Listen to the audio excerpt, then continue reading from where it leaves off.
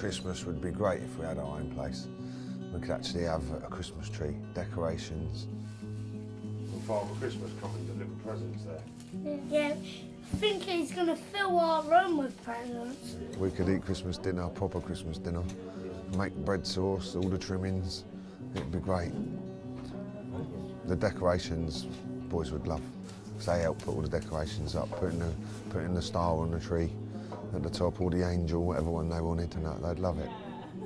So would I. It's a family event. My turn now. Your turn now. Yeah.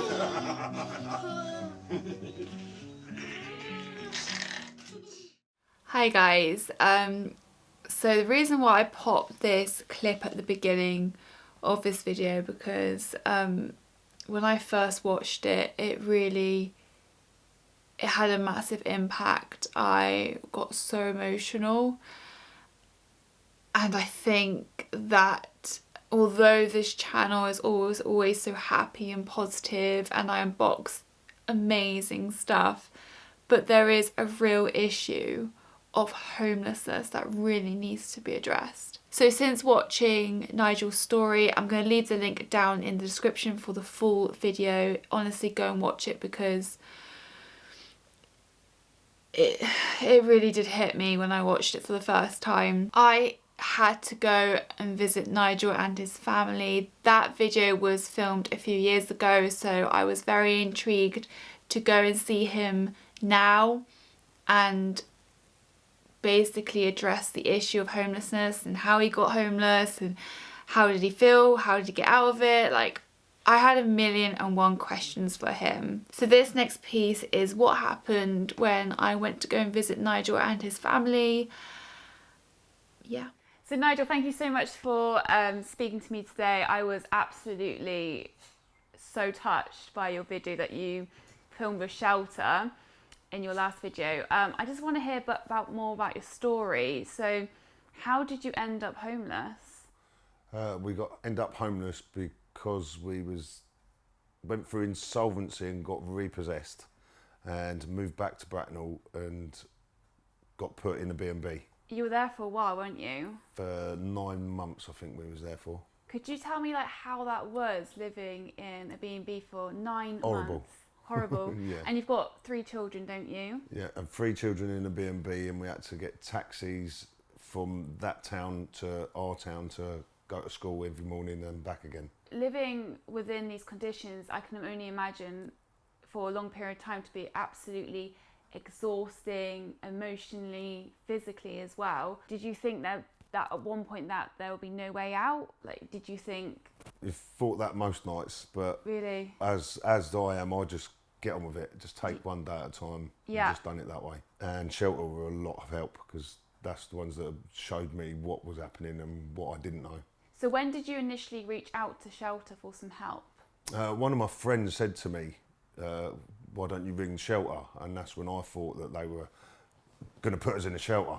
Yeah. But that wasn't them. So I rung them up, give them a call, and they said, come in and see us. Once I got in the B&B, that was literally just round the corner. So I went in and see them and give them all my paperwork. And they helped me out by putting us on to solicitors to help us fight the council. So I understand as well, you did the video for Shelter. I heard that when you did that video, you were then given a house. Yeah, we was given a house 3 days before it went on TV. 3 days But before? we wasn't given a house, we was given another emergency housing. So we Right. was in a house and not in a B&B. So was there more rooms in this emergency house? More rooms than a B&B, but Right. it was still only a 2-bedroom, which is like, we needed a 3-bedroom Yeah. because of the kids can't be in the same rooms together Yeah. because of their sexes and that. Do you reckon that they could have just perhaps put you in a better Logically accommodation? thinking, yeah. Yeah. They could have kept us in Bracknell. Yeah. And they could have put us in a B&B there, which we'd have had to find our own way to school, so they wouldn't have been wasting the £300 on taxis to get us to school and back from school. The B&B would have been in Bracknell. It would have probably been, so I'd say that 20, 30 quid more than what I was paying anyway. Yeah. For the housing benefit for it. So then they would have saved money, and I thought they were supposed to be saving with their budget cuts and stuff. Did you feel like a number? Yeah. They don't even want to speak to you. the council. When you go in there and we'll try and talk to them and that, they don't want to speak to you, they just want to push you off. That's why they put you out of the town, so you're not on their doorstep. Really? But now you've got computers, telephones and everything Yeah. now, so you know what I mean? They can't get away from it. So why they still do it, I don't know. So you were actually homeless over Christmas. Yep, that's when we done the homelessness at Christmas thing. Yeah, how did that feel for you, being homeless at Christmas, especially with children? Well, we wasn't actually told by the council at first, when we first went in there, to sign on as homeless. Okay. That's the first thing Shelter said to us, but they obviously done that wrong straight away. She told us, because I was living with my sister at the time, before we got put in the B&B, with her family and my family, which was quite a lot, they said, no, you don't need to fill that form in. And that's when Shelter said they should have made you fill that in as soon as you went in there. So they didn't tell me to fill out the homelessness form because they didn't want me on their homeless list. And at Christmas when we was there, we actually got given the house, so it was better than being stuck in the B&B at Christmas, because we didn't have to put a tree up in the B&B room or anything like that, because we didn't know if we was going to get in trouble, because there was all different religions living in that B&B, because there was like 12 rooms in there. There's all different people in there. And when we got the house, it was okay, so we could have actually put a Christmas tree up. So it was a lot better, but it's still not good not having your own place to be at Christmas. So to anyone who's watching this video and is experiencing some struggle, what would your advice be straight away? My first one is, when I listen to their story, I mentioned Shelter to them. Yeah. And said contact them, go online, go on shelter.org, have a look there, and then ring this number and speak to someone and explain your situation, and they'll tell you if they can help you. Well, thank you so much for talking to me, Nigel. Honestly, that's been incredible to hear your story. Pleasure, and no thank you problem. for that. Thank you. I hope it does something. You know what I mean? Helps other people help. Thank you. Next, I met Abiola, who is a Advice Guidance supporter at Shelter. I wanted to know more about homelessness and how Shelter can help those in housing need. Along this whole journey, it seems like the council seems to be a huge issue. It seems there's lack of funding, lack of understanding in some respects. So what's your take on that? Do you see these issues with the council come up quite often? So I should imagine that they're stretched in terms of, money, funding, resources, and it's about helping people, but also being realistic about what they can do as well.